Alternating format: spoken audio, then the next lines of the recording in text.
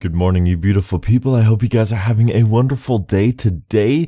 I just wanted to talk about Halo a little bit more because I have beaten the Halo 5 campaign on Heroic this time. That's probably my second time all the way through it, even though I've played select missions here and there just because I wanted to. And I wanted to give you guys, after about a week of playing with this game and seeing all the little details and really understanding the story and the campaign missions and everything, I wanted to give you a further, more in-depth review than I did my first impressions. This is going to be more negatively affected because the positives were more so in the first impressions. That's the first thing I noticed. And so this is where I'm going to be sort of critiquing more than I am praising.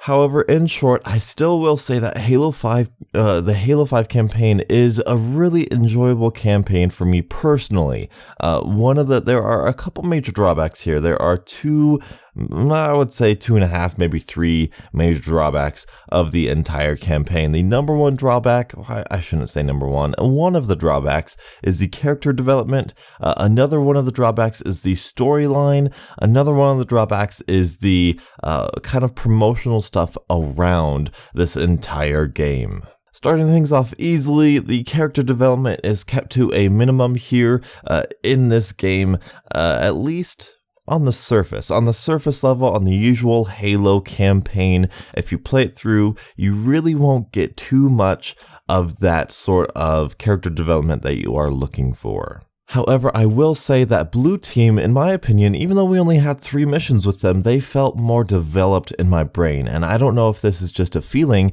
or the voice actors, but the voice acting was very solid on Blue Team's part because the way they spoke about each other, just the way they went about each other, it did feel like a family. Like what few lines they had, it felt like they genuinely cared about one another. And the fact that they followed Master Chief so easily and so quickly, it did give me the sense that they were part of a group, and it makes me wonder where they were during the original Halo trilogy. But when we move on to Fireteam Osiris, I just get none of that. I really don't. You know, a little bit, it's hinted at Spartan Locke, a little bit with, we're here to help you, sir. You're not the only one here because of him, he tells Buck, talking about the Master Chief. That's basically about it. Other than that, he's basically a nameless soldier doing his mission, and he doesn't really have feelings or anything. What are the other 2 Spartans besides Buck?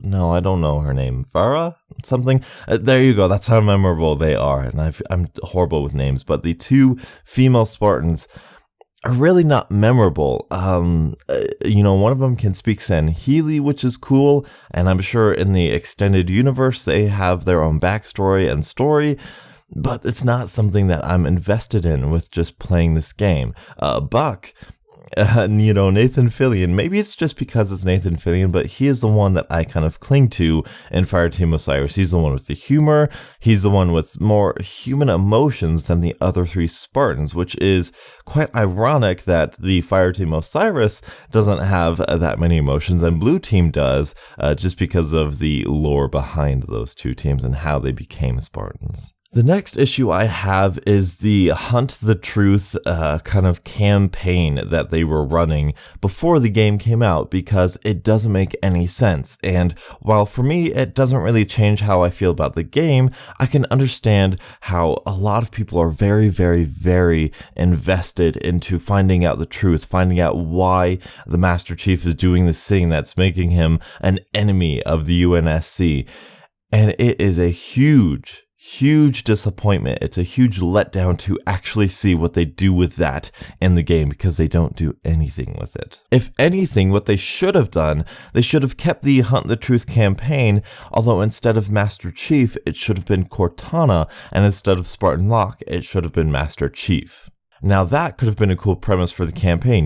The Master Chief is going to stop Cortana, but the Cortana is going to save humanity and complete her mission, which is more like what we actually play in the game than anything Hunt the Truth campaign was actually like, or led us to believe. And the last thing I have an issue with, and it is a minor issue, but that is kind of the overall campaign story.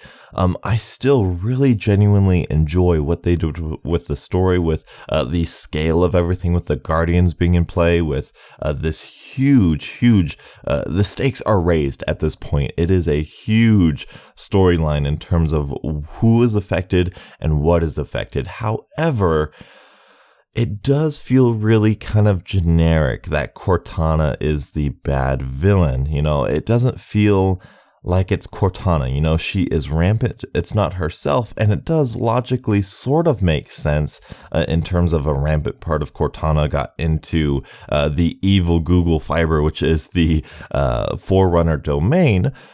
And it makes sense that she wants to protect humanity by, kind of destroying all the violence. However, it just doesn't feel like her, because she would be in the same branch as Master Chief in that they are sort of morally uncorruptible. At least they should be. I can't see Master Chief doing something that would kill a lot of humans. I don't see Cortana doing something that would kill a lot of humans. It's out of character. And it makes sense because it isn't Cortana, but it is sort of Cortana. It's sort of being branded as Cortana, and it's sort of not. Now, I get that is the rampant part, and again, it makes sense, but it just doesn't settle right with me. Especially coming off of Halo 4, Cortana has some exact lines that the Didact had at the end of Halo 4. So what I would have liked, in order to kind of validate the fact that this isn't Cortana, but it is Cortana, I would like the Didact in some way to make a reappearance. Now, I think in the extended universe, in some of the comic books, that they destroyed the Didact at this point in time. However, we are not told that. There is no closure there.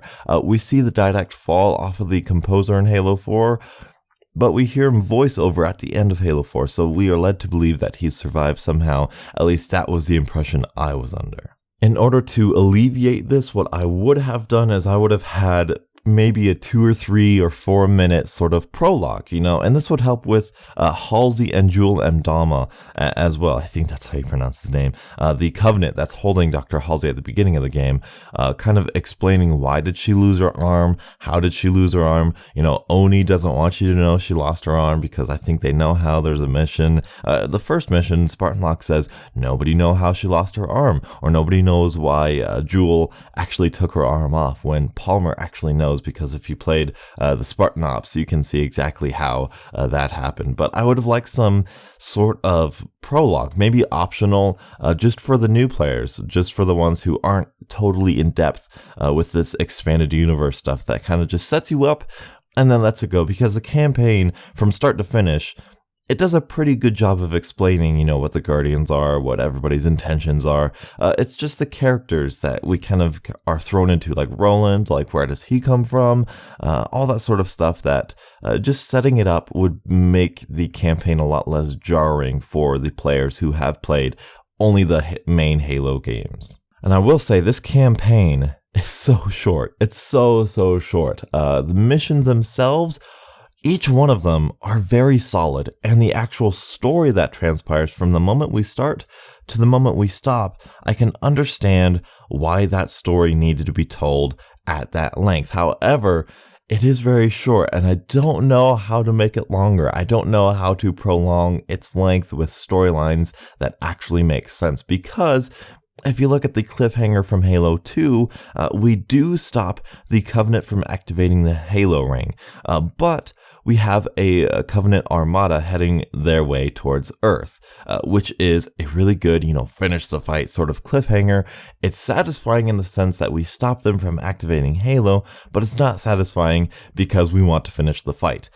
In this campaign, I understand, because we saved the Master Chief and Blue Team from Cortana, but Cortana's on her way to Earth with a Guardian and is searching out the Infinity. So in the sense that I can understand why we need to stop there. Halo 6, I can't wait for Halo 6. It's going to be awesome. I need to talk about that later. But it sets us up for Halo 6 in a very solid way, in my opinion. However, I do feel like maybe adding in an extra element in there would be better. And again, I don't know what, but I feel like that's something that we would enjoy. And one thing I do want to praise this game about is, the campaign, playing through it again, I found so many different ways to go about combat. It was fun a second time through, and I don't play games twice, unless I truly enjoy them. And I truly enjoyed this game. The combat, the multiple different pathways you can go, and honestly, the characters are more developed if you slow down and you take your time. If there's a mission 6, I think, Genesis. As soon as you walk out as Blue Team, they're talking about the planet, how everything is so perfect, and it is Genesis. It's the start of perfection. What you need to do is you go all the way to the right to the Grunt birthday skull, right? The birthday party skull for the Grunt.